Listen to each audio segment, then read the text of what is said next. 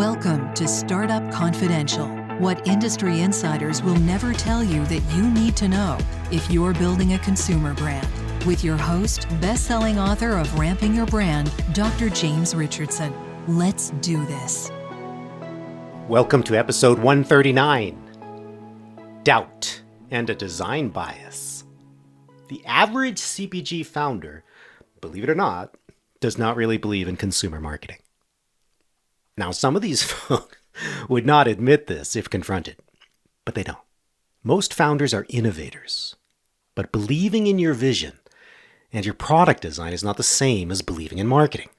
Consumer marketing, at its most effective, is the power of story or the power of sampling.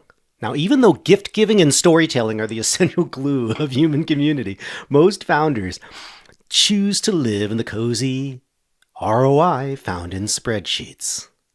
They operate in a pure B2B mode without contact with their consumers, except often insofar as they receive email complaints. And most of the emails are complaints. If this is the only contact they have with consumers, they can easily develop an irritated view of them and an entitled self-identity as the heroic founder. I have met folks who are thinking like this. They rarely scale with this attitude. While many think marketing is too expensive early on, this too is based on a shallow understanding of what consumer marketing involves. It's ultimately about creativity, energy, and time. Loads of time. And time is what is most abundant for founders. Yet many treat it as a resource as precious as cash. The struggle of many early-stage companies when it comes to treating marketing fairly starts with how marketing teams form when the founder is not committed to it at the start as a key element of the growth playbook. Marketing teams generally form with the following task list: brand identity, package design, trade marketing materials, organic social posts, PR, visual, and copy assets.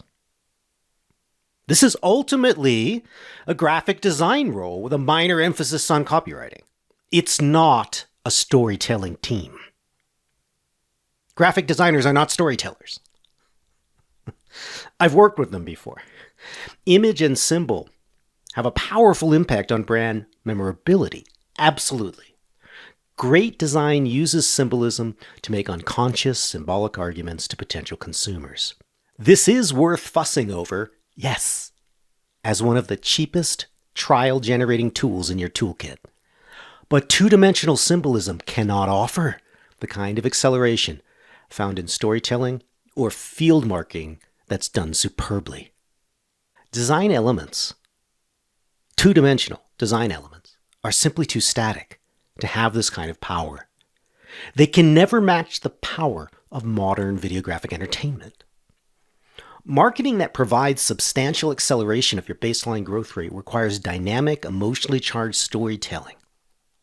Static versus dynamic. When founders don't understand storytelling, the marketing team will never add more than minimal value as a basic design and signaling function.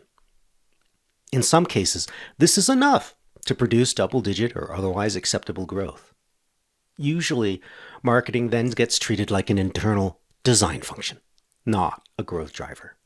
The ubiquity of marketing teams acting as graphics teams essentially only reinforces the doubt of many founders inexperienced with field marketing or storytelling/entertaining media. The doubt then self-perpetuates as these teams try to take on something like social media. It would be far better to hire a videographer or a novelist to lead your marketing team from the start. The graphical work can be rented very easily. Story skills are far more rare and more important to have inside. If the founder doesn't really believe in the power of story and human interaction to build awareness and trial, then she will hire the wrong person to lead marketing. Someone who also shares her mistrust and hesitancy. I see this all the time. This doubt originates from a founder's psychology that feeds on the ambiguity-filled lag time between the generation of awareness through marketing stories and the purchase of your brand. How do you even know that the ad persuaded this or that purchase? Without clarity on causality, limited cash for typical founders gravitates towards that which can be measured in a near-instant feedback loop. A purchase order from a sales meeting, trade marketing ads on retailer websites. If you've ever wondered why every D2C brand believes so much in consumer outreach, it's because they have no choice. Doubt is not an option when you are playing the retailer. You have to drive traffic to your site. Doubt at the top is a cancer for all marketing teams. And it's this doubt that's a major reason why 9-figure brands eventually slow down. Founders end up hiring at that stage risk-averse executive marketing admins, not creative storytellers. Because, secretly, these founders don't believe in the art of story. Thanks for listening. Remember, Dr. Richardson has loads of resources for founders at premiumgrowthsolutions.com. And when you're on his site, don't forget to take his founders quiz and see if you're ready to ride the skate ramp of exponential growth.